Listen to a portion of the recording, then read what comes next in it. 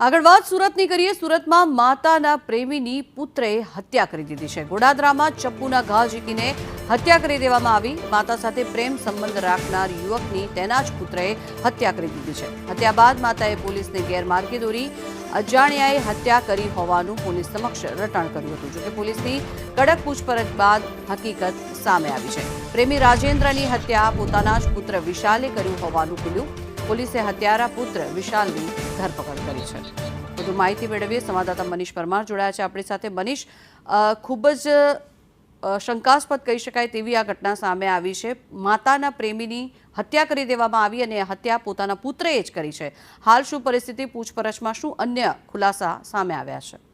જી બિલકુલ, વાત કરીએ તો સુરતના ગોડાદરા વિસ્તારની આ ઘટના છે। જાણકારી માતાના પ્રેમીની પુત્રએ જ હત્યા કરી નાખી છે। આ જે પ્રેમી છે તે અવારનવાર માતાના ઘરે આવતો હતો, તેથી પુત્રને ગમતું નહીં હતું। ત્યારે ગઈકાલે આ જે પુત્ર છે તે રોષે ભરાયો હતો અને ચપ્પુ લીધું હતું। ત્યારબાદ ગળાના ભાગે ચપ્પુ મારી દીધું હતું, ફરાર થઈ ગયો હતો। ત્યારે પુત્રને બચાવવા માટે માતાએ પણ પોલીસને ગુમરાહ કરી હતી અને ગોળગોળ ફેરવી હતી। ત્યારે કડક પૂછપરછમાં માતા અને પુત્ર ભાંગી ગયા હતા અને તેમને જ આ હત્યા કરી હોવાનું સામે આવ્યું છે। હાલ તમામ મામલે ગોડાદરા પોલીસે આ આરોપીની ધરપકડ કરીને વધુ તપાસ હાથ ધરી છે।